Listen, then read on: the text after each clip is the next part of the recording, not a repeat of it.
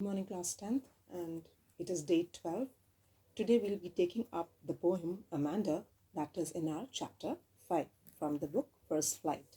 Now, the very poem that we're going to deal with is directly or indirectly connected to our younger generation, our teenagers, who at times feel so much depressed and who at times feel so much pained by the scoldings or reprimands or corrections that the parents make in their day to day activities that they are really not able to understand where the problem is. Is it the generation gap? Is it the lack of understanding? Is it the communication problem? Or it is the interference of parents or too much interference of their parents in their daily activities or daily lives? Or what is the actual reason they are still not able to understand?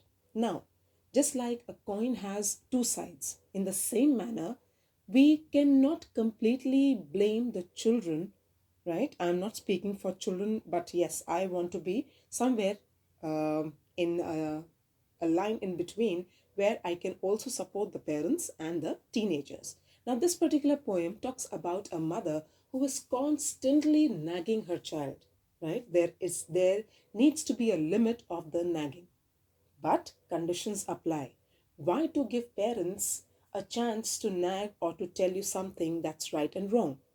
For example, you come from school, you throw your bags, you throw your shoes, your uniform in different rooms. The moment you enter, and the story begins throwing of the bag, the shoes, and the uniform, and then going lying down in the air conditioner or in the fan, watching television, not having your lunch, not taking a bath while you return from school, and the list is endless. Why to give a chance to your parents to nag you? Now, here, the parent, the mother of Amanda. Amanda happens to be the lead character of our poem, right? She is constantly nagged by her mother. The nagging has crossed all the limits, all the foundations, and now Amanda is least bothered in listening to what her mother is telling her. The mother keeps on telling her, don't bite your nails, sit properly, don't put your things all over the place, have a proper place for them. The mother is not wrong. But the way the mother is putting up the things in front of the child, right, that is the problem. The tone which we use, right? Our tongue is a fire. If we cannot control our tongue, we cannot control our mouth, our speech, our language, then the problem is never, never ending. So, the way a mother is expected to explain it to a child what is right and what is wrong, maybe the mother of Amanda fails in this respect. Or maybe she has so many responsibilities on her shoulders that she feels that it is better to just make Amanda a punching bag and keep on punching her with all the nagging that she can afford to. On the other way around, Amanda has become so stubborn because of the constant nagging of her mom or of her mother that she is least bothered. You can see from the very picture. The mother is telling the child something, and the child is lost in her own thoughts. She gives a look as if she is least interested. But because she respects her mother, she somewhere in her heart loves her also. So she is just standing there and listening to what the mother is telling her. So, this is the complete summary of this particular poem, Amanda. Now, let's take up the introduction. Robin Klein, the the particular uh, poetess, has expressed the views of a little girl, Amanda, who is constantly pointed out by her mother for making mistakes. Mistakes which she considers so as they are not part of the code of good conduct laid out by the society in which we live. Now, the philosophers, the theologists, the professors, thinkers, right? People all across the world feel that school is the second home, but home is the first school of a child. The mother is pretty worried here.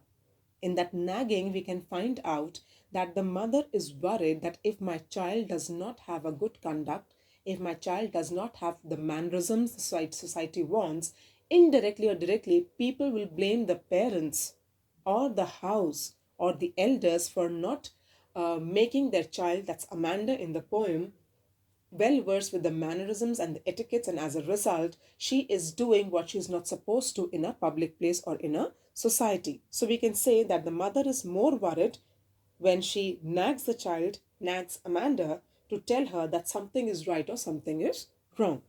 The poem describes a girl named Amanda and a mother who is nagging her for her mistakes. She is first pointed out, most probably by her mother, for biting her nails and for not sitting in the right posture. Now, psychology says biting nails means lack of confidence, sense of nervousness, sense of depression or loneliness. So instead of scolding the child for biting the nails, the mother would have gone deep down into the thoughts of the child to realize what is the need for Amanda to bite her nails, but instead she started to nag, and that was wrong on the part of the mother. She was just seeing the physical being of nail biting, and she was scolding her not to bite nails because she might catch any kind of infections in the mouth or in the stomach, because our hands carry a lot of germs, right? So she was trying to be a good mother, but the way she explained it to her child was not appropriate. This is what Amanda feels at that moment. To this, Amanda imagines herself as a mermaid who lives a calm and relaxing life in the beautiful green sea. Further, she is nagged for not cleaning her room and shoes and also for not doing her homework. She then imagines herself to be an orphan because she is now fed up of being watched by her parents continuously. She says that she could have enjoyed her freedom then by making the patterns of her bare feet on the sand and would live a peaceful life. Next, Amanda is scolded for eating too many chocolates as this causes pimples. She is also scolded for not listening to her mother. So now Amanda thinks of being a Rapunzel, a character from a fairy tale, and wants to live in a huge tower like her. In the tower, she will be alone and will live a peaceful life and will never allow anyone to come in. Finally, the mother asks her to stop being moody because she doesn't want anyone to blame her for harassing her daughter. At this time, the poet has not written any reaction from Amanda's side. The constant nagging has made Amanda so sad that she has even stopped to imagine herself as someone else now. She used to do all this in order to escape from the continuous harassment and dominance of her parents, right? Now, the poet has actually dealt with the side of Amanda. She is on Amanda's side and she tries to tell the readers that the parents have nagged Amanda so much that she is drifting into her own dreamland, into her own land where she imagines sometimes to be a mermaid, quietly and calmly swimming in the blue seas, in the blue waters. Sometimes she feels it was better for her to be an orphan so that she could run away here and there, and freedom was what she was wanting. She feels her parents are actually ruling her life and she's just a puppet in their hands. Now, that is not correct of Amanda to think of such a kind of having so many thoughts against her parents, right? Then, the third time, what happens is when she is told that chocolates should not be eaten because they lead to pimples, Amanda wishes to be Rapunzel, one of the lead characters in the fairy tales Rapunzel, where she was caught hold by a witch, taken to a tower amidst the jungle, kept there till she was 17 or 18 years of age, till a thief by the name of Eugene comes to rescue her and frees her from the bondage of the witch. So now Amanda feels it is better for her to be a Rapunzel locked up in a tower all alone where she'll be away from all this constant nagging. As teenagers, at times, what do we feel? Our parents tell us it's time to go off to sleep. Oh, yes, we are going. Oh, yes, I'm going to sleep. But what are we doing? We are playing PUBG, right? What are we doing? We are reading. What are we doing? We are on our mobile phones, WhatsApp, Facebook, right? Insta. All these things are lined up. We also know in our hearts in the morning we have to go to school. We may be late. So the parents have to take the other way around to reprimand, to scold a child, right? No parent's going to shout on you all the time. That's incorrect. If they do, it's actually wrong. The thing begins level wise. First, you are told, then the volume of the parents rise. And then you are giving them the chance, the opportunity to scold you or to nag you.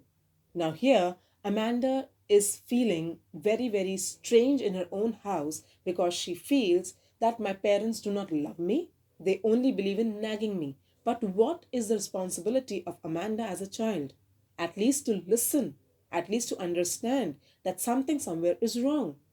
And that is the reason that the parents are scolding. No parents are crazy. They won't scold you for no reason. There has to be a reason for the parents or the teachers to tell you that you are right and you are wrong, provided the child understands the situation and tries to react on it on a positive note. If a child understands that the scolding, reprimanding is for his or her own good, then the world would be a better place. No more suicides, no more running away from the houses, no more parents seeking the help of psychologists or doctors for a child who is in a depressed state of mind. The world would be a better place, I would say. Right? In the census, if you go the in Google, if you search, there are so many countries where the the teenagers are just spoiling their lives because they do not get that love and affection back home. But is that particular teenager not responsible for his own situation somewhere? That is the question we need to ask when we read this particular poem, Amanda. So now let's begin with the paraphrasing. This is a dialogue between Amanda and her mother, where it's a monologue where only Amanda is a silent listener and the mother is the speaker throughout the particular poem. But Amanda is speaking, but she's speaking in her own thoughts. So we'll not take that's a dialogue between Amanda and her mother. It's actually a dialogue delivery from Amanda's mother, where Amanda happens to be a silent listener. Don't bite your nails, Amanda. Don't hunch shoulders, Amanda. Stop that slouching and sit up straight, Amanda. Now the mother is scolding in the first three lines. She's telling Amanda, don't bite your nails. She's telling her to sit properly, don't bend your shoulder. It's not a good posture, right? Don't slouch. But here, Amanda is so fed up of this nagging that she starts thinking. She is drifting in her own thoughts and she thinks that she is in a sea. She is a mermaid and she is the only mermaid living in that particular sea where she is swimming blissfully, very happily, right? Emerald is green color. Languid means relaxed. Slouching, sitting in a very lazy manner. Hunch means to bend your shoulders. So here, the mother is scolding her to behave properly, to be well mannered, well cultured, have those etiquettes of sitting, standing, eating, drinking, not biting your nails. But here, Amanda is so fed up with her mother's constant nagging that she feels that she is not present at all at that time when the mother is talking to her. Instead, she imagines herself to be a mermaid swimming in the lovely green waters. Now, let's take the rhyme. AABACCC. You can just see the last words of the lines. Then we have the metaphor.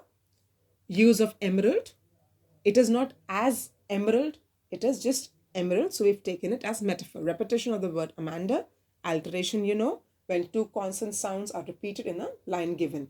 And allusion. Mermaid, we all know, is a imaginative character. So mermaid has been there to, let's say, give an imaginary impact to Amanda's thoughts.